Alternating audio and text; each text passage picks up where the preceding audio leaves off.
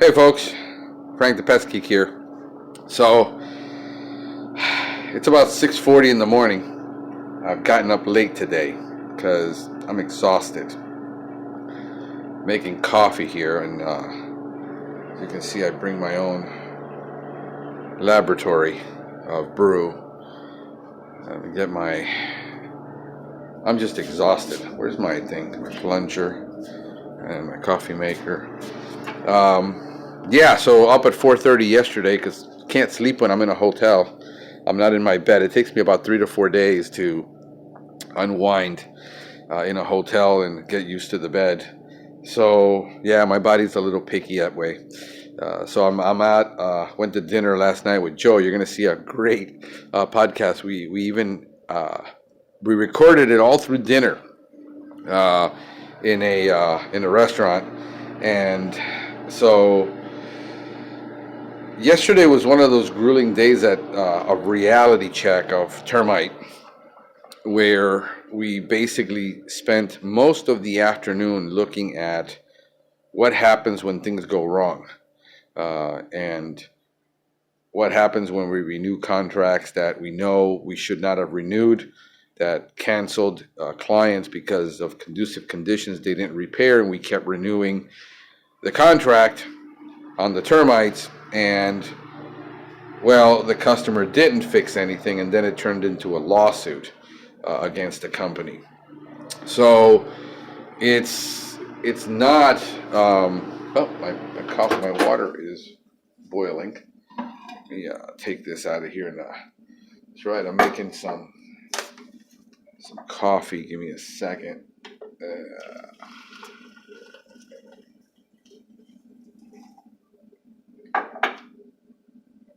Let that steep there for a couple minutes while I talk to you. So it's just a reality check. This would be that class that I would send. It made me question. It really made me question whether I want to get into termites or not. The whole reason I'm taking this course is to learn what termites are really about, because I've never personally done termites. I mean, the whole process of servicing it is not that difficult. It isn't the servicing part. It isn't what equipment do I buy, how do I actually perform the service. The service is pretty straightforward when you're doing termite. You know where all the points are in the home that you need to treat. You either go with liquid or you go with bait. There seems to be a preference here for bait for many reasons that Joe discussed with me on that podcast, especially when it comes to Formosan termites here in Florida now, and baits seem to be doing better for Formosan termite than, where's my cup, than liquid Termidor is. And there's been the argument there of seems to be less failures with the bait stations than there is with just a liquid. Let me put it, give me a second here, so I can make my coffee, and you guys can hang out with me. So it's more about the whole inspection process. Again, we go back to identification and IPM, the basic simples of IPM. Do a thorough inspection of the home. And the biggest challenge with doing inspections is always, well, you're not giving your inspectors, salespeople, enough time to do a real inspection. They're going in. I just experienced that myself with a bunch of people. I asked how long were the inspector and the home inspector. He said, well, he was only here 15 minutes. Well, 15 minutes, not a whole lot you can do in 15 minutes to inspect a home. I think I put too much sugar, so I put a pack in there. So I'm gonna, wait a second. Yeah, that's right. I make my own French press when I travel, because most of the coffee that I've had in hotels isn't that great. So I have a preference of what I like. And yeah, folks, so the whole deal is inspections. Inspections. I mean, if you're not spending an hour to an hour and a half on average, and how long should an inspection take? It should take as long as it takes to you to find what's really wrong. And then the technician comes in, so the inspector didn't find it, didn't note it, didn't document it. The technician is supposed to come in, and a lot of companies don't want to put all that detail in a contract, because then it pigeonholes the technician into what they're supposed to be doing, and the argument always is that sales and the technician don't know what they're doing. And listen, I've been a technician, salesperson my entire life, and the salesperson sells it, and then it's off to the company to pull it off in the technical aspect, and I've been there, so I understand that completely. However, the salesperson needs to be a master inspector, trained to inspect that property, to identify where the problems are, where the conducive conditions are, and protect the company against a potential loss. It's CYA, cover your assets. When you compensate a inspector purely on commission, and you put a quota and say the only way you're going to make money here is if you sell, then you create a conducive condition in your own organization that is conducive to selling anything because I need to make money. That is the problem with the industry. That is the problem that I find myself observing constantly, where it's easy if the technician, the salesperson is selling a GHP service.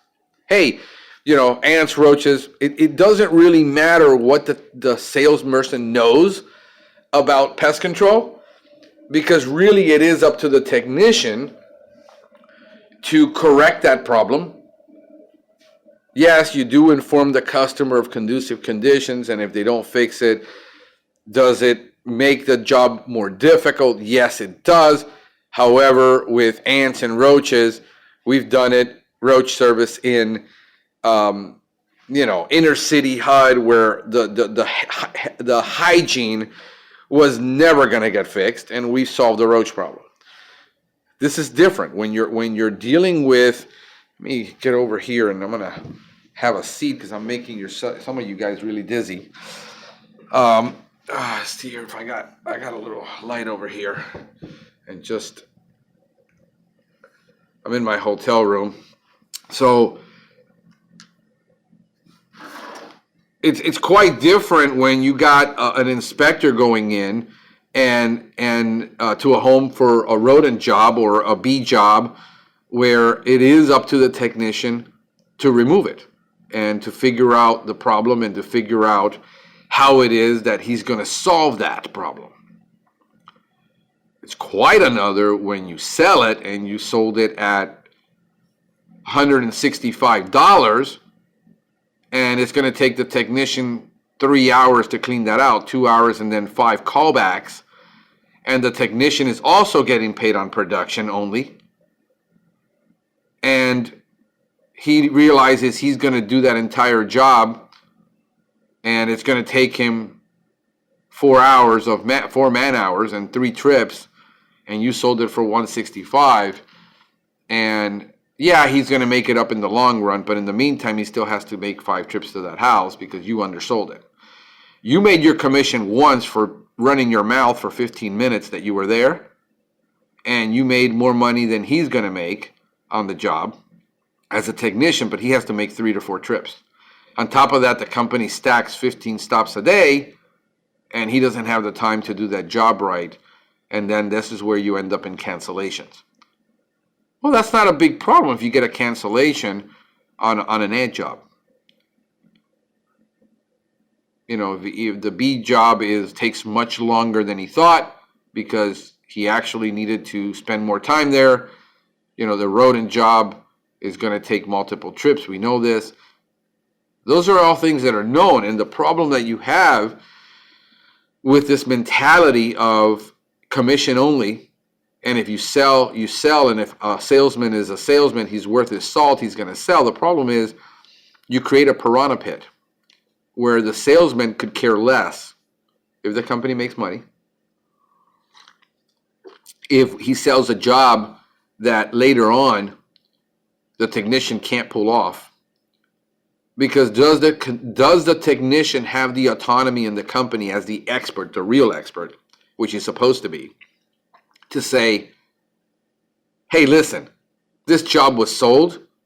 The conducive conditions here are so bad that if you take this account on, you've got this potential lawsuit, and he didn't make the map correctly, and he didn't draw it out correctly, and he didn't see all the areas on the contract that were supposed to be there. He missed this wall, he missed this, he missed that. Does the technician have the autonomy as the real expert to override the salesperson, correct the paperwork, but wait, you've got a signed contract now that needs to be modified? Does the company force the salesperson to go back and fix it?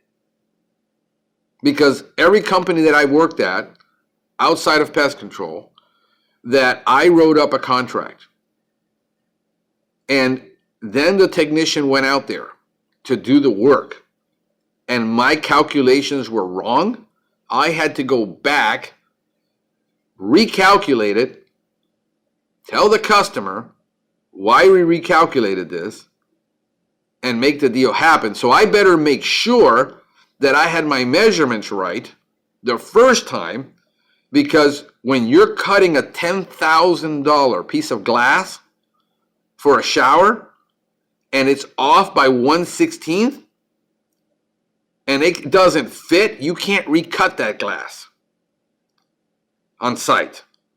That's tempered glass. That needs to go back to the factory and recut that. That is a complete loss if I got that measurement wrong to a 1/16th of an inch. So you're talking to somebody that understands sales, has been on the sales side, on the production side, on the measurement side, and if I got it wrong, I had to go back. This is what I see that is wrong in our industry. This is why I take these classes, so then I can tell my technicians, no, it will be done this way, and you will walk away. This is why I'm a favor of salary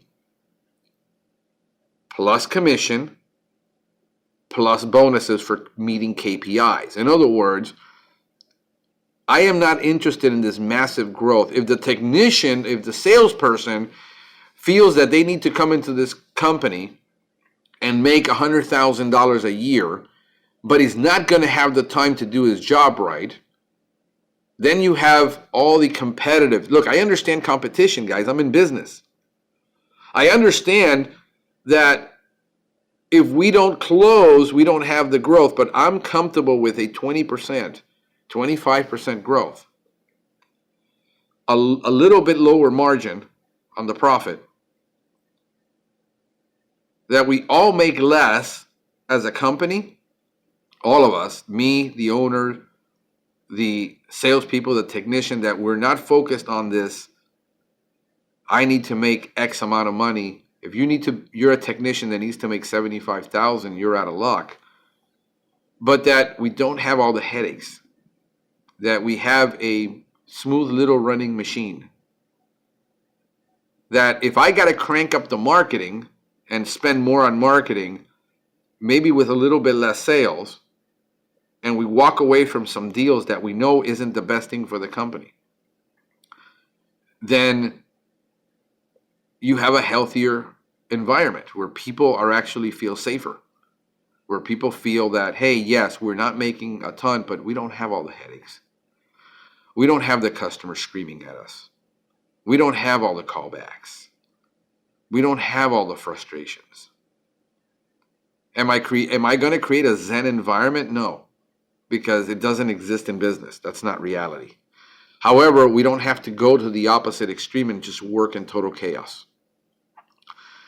This is what I'm evaluating now. If I got to hire a CPO now to do this work, but all contracts go through me. Where are the pictures? Where is the evidence of what you found? Where is the documentation? Where is it that it's supposed to be done, and how is it supposed to be done? And how do you expect a technician to pull this off? I have to be a mediator between the two. And if the technician goes over there and he finds that you missed something on that contract, how are we going to fix this? Before he actually does the work, he's going to stop the production. He has that autonomy. He's the expert on site. The technician is the expert on site. He's the guy that's supposed to save my butt. And this is why I want a technician coming to this course to see what he hasn't been taught in other companies. And then actually me as an owner respecting that and saying, dang it, bro, you're absolutely right. We should have never taken that contract. And we shouldn't. And before we take the money, before we make the sale, this is why I want a salaried inspector, salesperson, that he's actually going to spend the time to do the inspection right, because that's what I'm paying him for. Then, on top of that, the sales is the commission on top of that. And then how good he stays within those KPIs to cover our butt. And where we have no losses, where we evaluate all this and say, this is your bonus because you actually made us money. We make more profit doing this. We make more money doing this way. And you get a piece of that because you actually CYA'd us. So when we have when we foster an attitude and a culture of covering each other's butts in the field, then we have a system that is harmonious, that people really want to work here. This is what I'm striving for. This is what I'm going for in our company.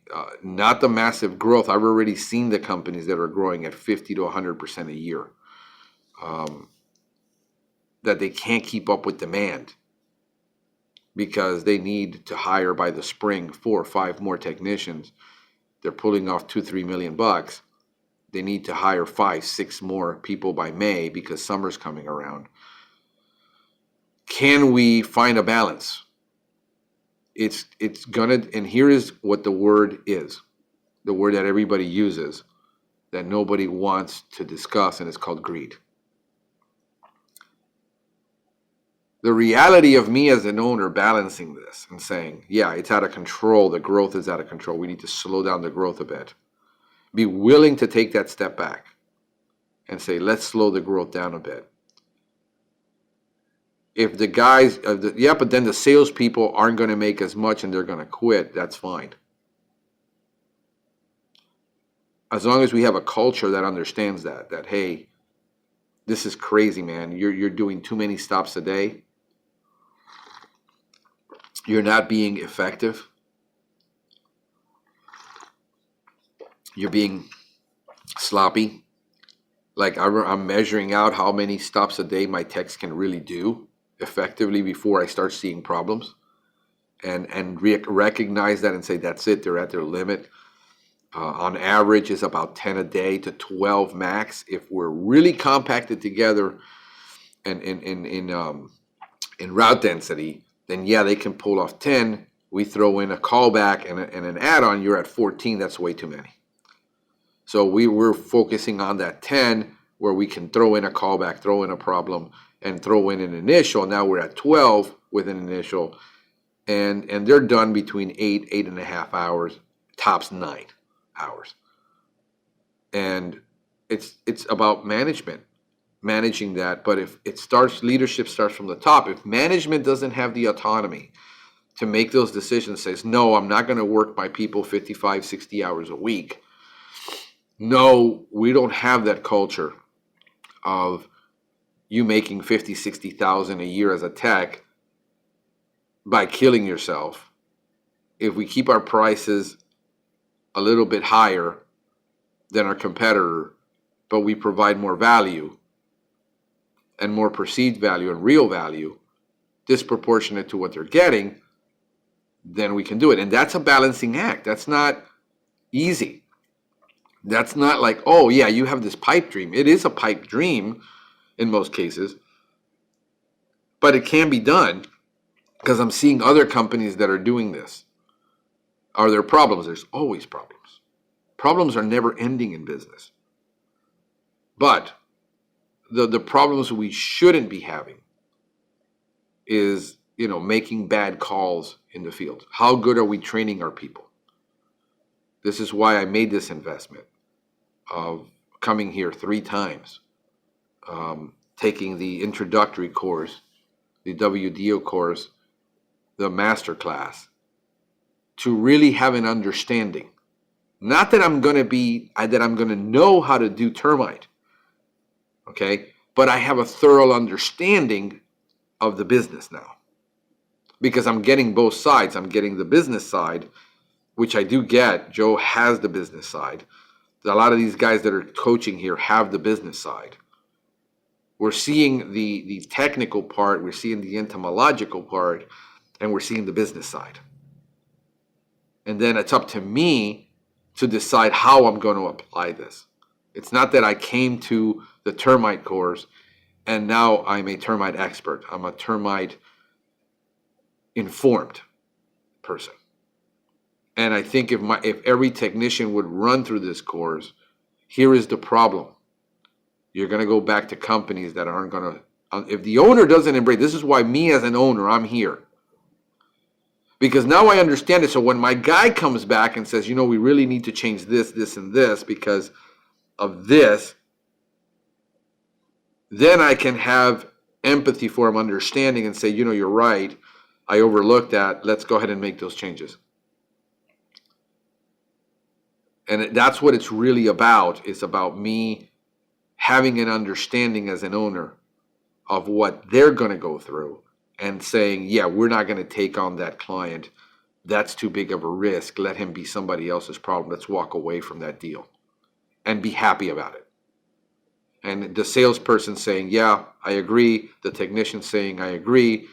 If both of them agree and they're both the experts I trust and they're trained right and they're covering my butt at the end, because that's where it really matters is, I'm the one that's going to pay out if something goes wrong.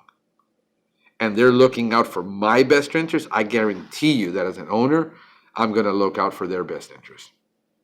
Somewhere along the way, I have to make that up to them because they're doing the right thing. They should never be penalized for doing the right thing. And a lot of the times in most companies, what I'm seeing is people are getting penalized for trying to do the right thing because greed sets in, where I understand you build a machine, you build a monster that you have to feed called a company.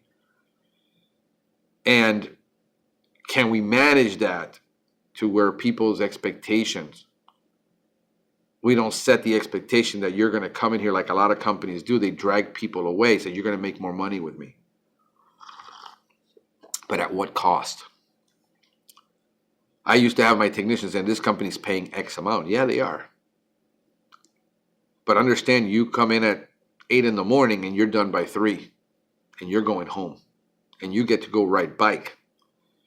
You're going to start with them at 7 in the morning and you're not going to be finished till 7 o'clock at night. And you're not going to have Saturdays off. And your callbacks are going to be 20%, the customer complaints, and you're going to be constantly doing 20 stops a day. With me, you're making 30% less, but you have a life. You got to decide. what it is you want. It's all about what we decide we want in life. Do we want the biggest, most money-making company so we can just expand like crazy and buy other companies? Do we want to be the company that says, after maybe I have a goal of 5 million, but if I feel satisfied after I reach 1.5, 2 million, and I'm satisfied and we're growing at a nice, decent pace, do I need to push it that hard to get to 5 million because I set a goal of 5 million and ride everybody super hard? If it takes me an extra 4 to 5 years to get that number, is that okay? Is the pace that I'm comfortable with, because I don't want the stress. I don't want all the nightmares. There's going to be enough stresses with growing a business and dealing with real employee problems and dealing with real issues. People get divorced. People die. People get sick. Things happen in the normal course of life that affects a business. Do we become a business family that we say, hey, we cover each other's butts, we support each other? And when somebody's out really sick, now if that person is, the weakest link in the group because he's always out, he's always sick, he's never at work, everybody's got to carry his weight, I'll let the crew decide if you want to keep him. You guys decide. Do we want to keep this person? I mean, do they fit in our culture? What do we do? And I think we need to make a lot of hard decisions. And what this has done is open my eyes to the reality where I sat there yesterday just thinking, do I really want to get into this for the money? Is it to do a better job than my competitors? Or is it the money? And I have to sit down and evaluate that. The money's great. And then I realized why I'm in business. Why I do what I do, why I named my company what I named it, why I try to do what I do, because we want to do what's right by the customer. We're customer centric. We want to do what is right by people.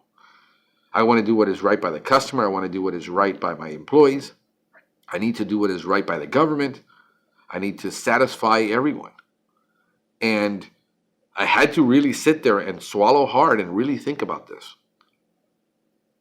And what I got to do is just hire a CPO that has the experience, the expertise, the real experience expertise, that he understands my culture, that he understands he's probably going to be leaving a lot of money on the table for in the beginning, but later he can have it with bonuses and profit sharing and a lot of other things, that he's going to leave a toxic environment that he's probably in where the culture isn't great. He's going to be able to breathe, enjoy his life,